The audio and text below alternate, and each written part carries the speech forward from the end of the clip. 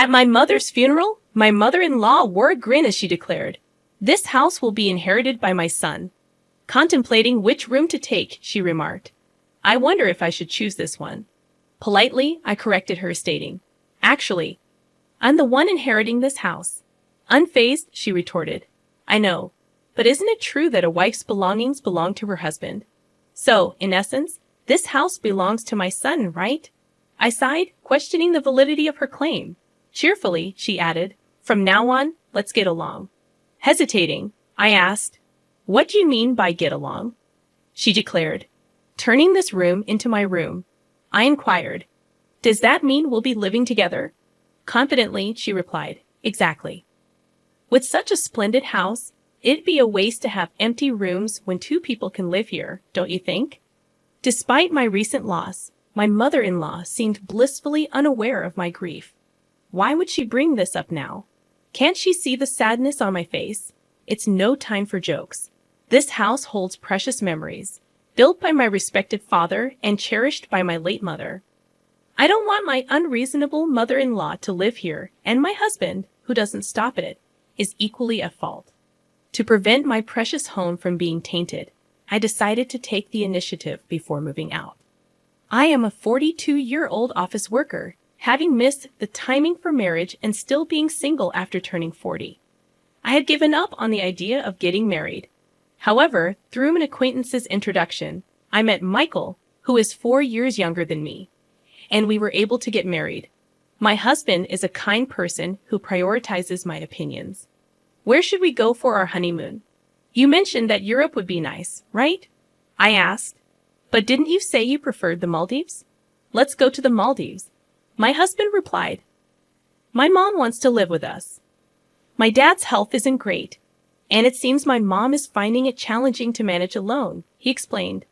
I understand that your mom is going through a tough time, but didn't we agree not to live together before we got married? I questioned. You're right. I'll talk to my mom about it. My husband always listens to my whims, and I often feel guilty about it. Meeting a good person is a joy, but there's one regret. My father passed away 3 years before I got married, so I couldn't show him my wedding and reassure him. My father was a strict executive at a small and medium enterprise, and I deeply respected him. Despite the modest size of the company, his income was decent, and our family home was sizable enough to hold a funeral. As I began working as an office employee, I gained a deeper understanding of the challenges of work, which only increased my admiration for my father.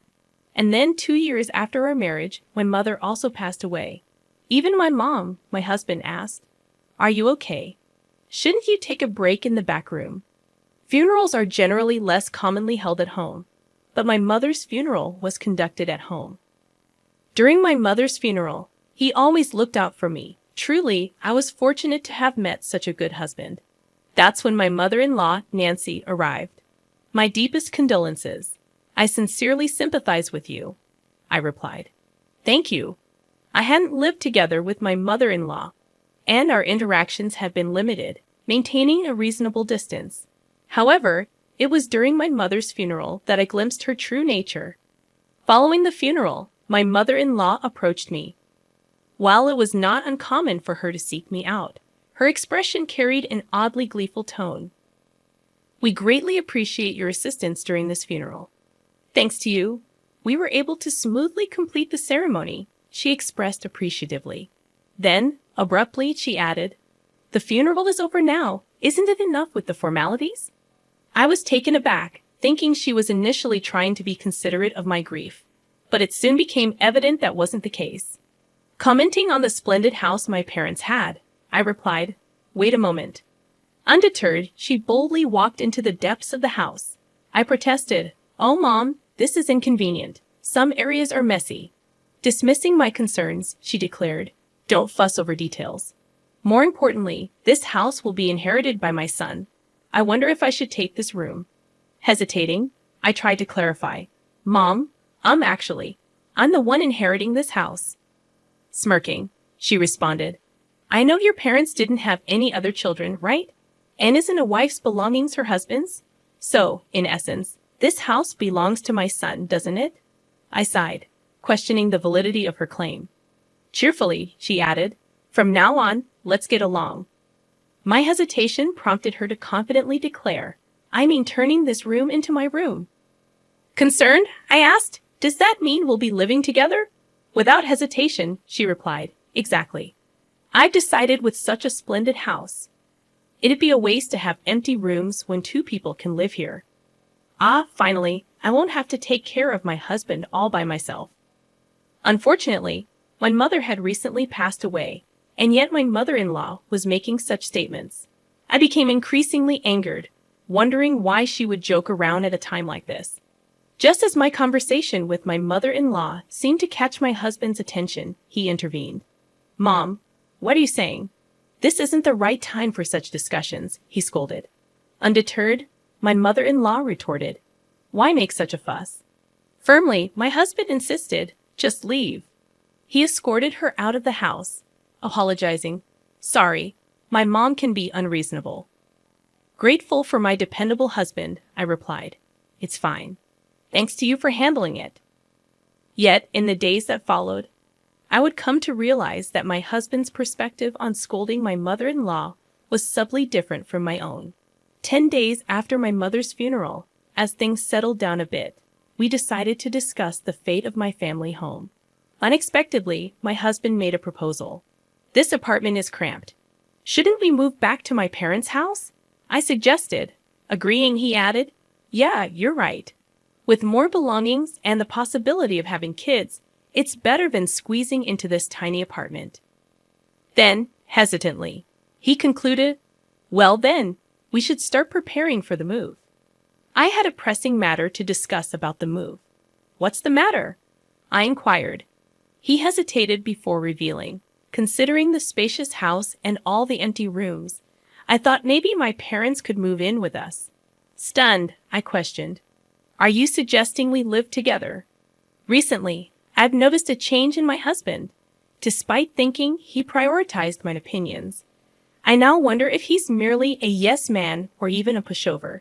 His compliance with my mother-in-law's requests and his suggestion of living together make me question his true stance. Despite my repeated objections to cohabitation, he persists, seemingly prioritizing her over me. Haven't I said it repeatedly? "We won't live together," I remind him. He responds, "But Mom keeps insisting on it." I counter, "During the funeral, you scolded her, didn't you? You stood up for me and opposed cohabitation." He admits, "Yes, I was upset about her barging into the house. But that doesn't mean I'm entirely against living together. I just thought such an important decision shouldn't be made casually in that setting." It was decisive. Despite nodding in agreement with my stance, he seems more inclined towards my mother-in-law. Moreover, he avoids making definitive decisions, maintaining a certain distance, perhaps unconsciously believing he remains neutral.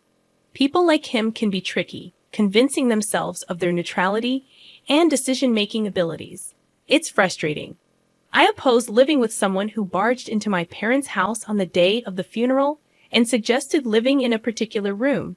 I won't change my stance. "Please convey this to your mom," I insist. He responds, "Why? You seem really bothered by it." "Fine, I'll let her know."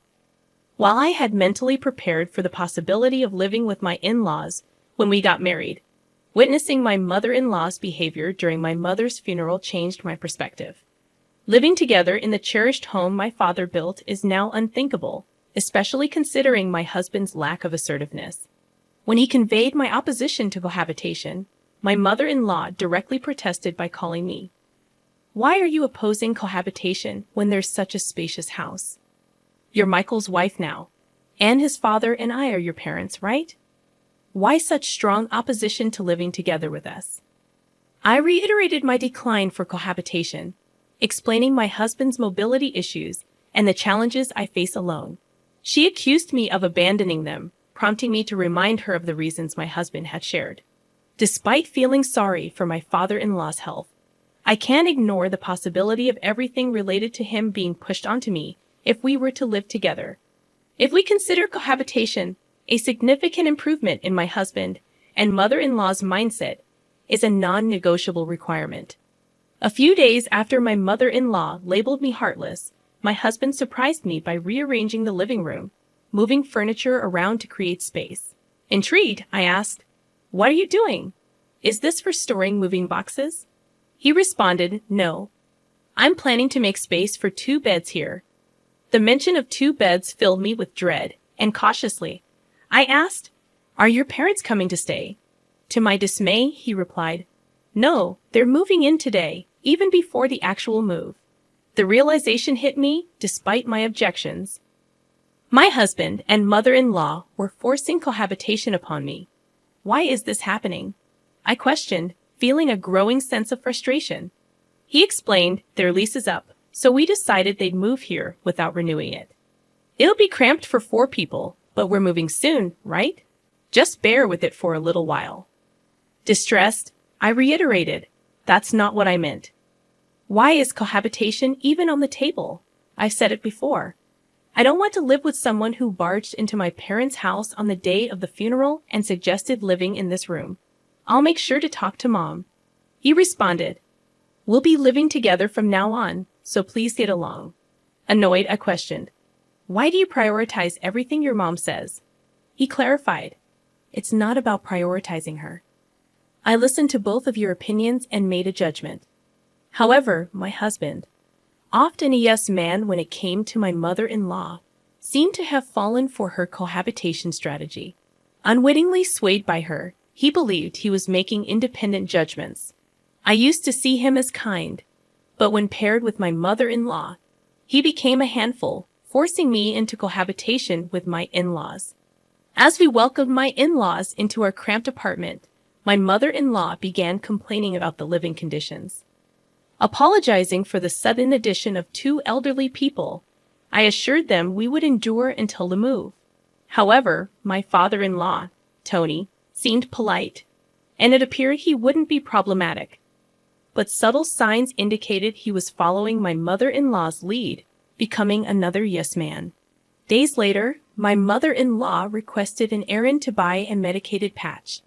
Frustrated, I wondered why she made decisions without involving me in the conversation.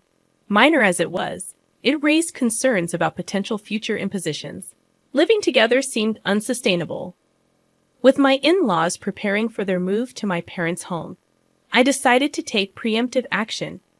As my mother-in-law expressed excitement about moving to the spacious house, I initiated behind-the-scenes preparations, determined to protect my parents' home. After about 10 uneventful days, I revealed my decision to renounce my inheritance. Handing over the official court approval, I explained, "That house holds immense sentimental value. I couldn't bear the thought of you living there, so I decided to let go of the house, preserving it as a beautiful memory in my heart." My mother-in-law scolded, "What madness possessed you? Even if you were letting it go, you could have sold it for money. Why abandon the house?"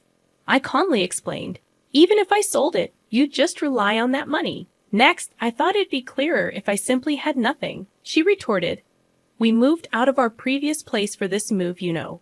What are you doing? How will you make it up to us?" Firmly, I stood my ground. I've consistently opposed cohabitation, yet without proper discussion, you forced it upon me. So I took a firm stance. Both my husband and mother-in-law seemed stunned upon learning about my renunciation of inheritance. Their faces drained of color, and they were left speechless, their strength sapped. My father-in-law looked bewildered as he observed the 2 of them. However, I wasn't about to let up. "Michael," I continued, "I've been thinking about getting a divorce. What do you think?" My husband stammered, "Huh, divorce?" My mother-in-law chimed in, "Michael, you should divorce this ridiculous wife immediately." I had expected her immediate demand for divorce, wanting to confirm whether my husband could make an independent decision at this critical moment. "Mom," my husband mumbled. His response was still pending, but my resolve to proceed with the divorce had solidified. "Fine, divorce is the only option," my mother-in-law snapped. My father-in-law interjected, "Michael, it can't be helped. Your mom insists." Sighing, my husband said, "Well, you seem to want a divorce too, and maybe that's for the best." Even insignificant decisions, my husband and father-in-law remained yes men to my mother-in-law. And now my husband's words made it sound as if he changed his opinion for my sake. Very well, I declared. Let's proceed with the divorce. I'll be moving out with minimal belongings. I spent the night at a budget hotel. Urgent matters awaited the next day, so I took half a day off work and headed back to the courthouse. A few days later, my mother-in-law called me, demanding answers. What's going on? It seems that house is becoming yours. Why the sudden outburst? Did you find out through the estate division process? Yes, that house belongs to me. You forged documents and deceived us. I calmly refuted. Why would I forge documents meant for court submission? Those are genuine. Then why is the house becoming yours when you were supposed to renounce the inheritance? I explained. Well, right after that, I promptly withdrew the application. Renouncing an inheritance is difficult once accepted. However, it takes about a month for the renunciation application to be accepted, during which time it can be withdrawn at any point. The documents I showed my in-laws were not acceptance-related. They were from the application stage. I intentionally made them believe I had relinquished the house and confronted them with the prospect of divorce to gauge their reactions and decide my next steps. I didn't expect my mother-in-law's mindset to change, but I hoped my husband would reconsider and express that he didn't want a divorce. If he said he didn't want a divorce, I planned to rethink it and later explain about the house. However, so the house really becomes yours then, since it was acquired before the divorce. It's subject to property division, right? In such cases, you two are supposed to split the money from selling it, don't you? My mother-in-law seemed determined to extract whatever she could, recognizing the house wouldn't be hers. However, I had foreseen this. If that house were jointly acquired, it would indeed be considered shared property. However, it's a unique asset acquired through inheritance, exempt from property division. Unfortunately, specific assets like this aren't eligible for division. She persisted. What about the money that would come to Michael through property division? I calmly responded. We've only been married for a few years, so there's hardly anything substantial. Maybe just the car, although there's still an outstanding loan on it. Accusing me of selfishness, she called me heartless and declared, I'm protecting that house because it holds precious memories of my parents. I don't want people like you living there. If you have any further complaints, please go through a lawyer. After the call with my mother-in-law, the divorce proceedings progressed smoothly. Presumably, she urged my husband to expedite the divorce. Regardless, the divorce was finalized, and I was free from the burden of dealing with my in-laws. I felt a sense of relief, as if I had successfully shielded my father's home from harm. After I moved out, my former in-laws spent some time in the apartment where my ex-husband and I used to live. Despite one less person, the small space likely felt cramped. My former mother-in-law explored new housing options, but their age posed challenges in passing rental application screenings. Consequently, my ex-husband opted to rent a smaller single-family home for them. Although it's smaller, being a house, the rent is likely higher than the apartment. He also assumed the responsibility of supporting his parents. My ex-husband faces a challenging life ahead. Initially excited about moving into the large house my father left behind, my former mother-in-law now settles for a considerably smaller home, likely leaving her disappointed. As for me, I've embarked on a new chapter in the house my parents left me. It radiates warmth, as if my parents are still present. If you enjoyed this story, consider subscribing to the channel. Until next time,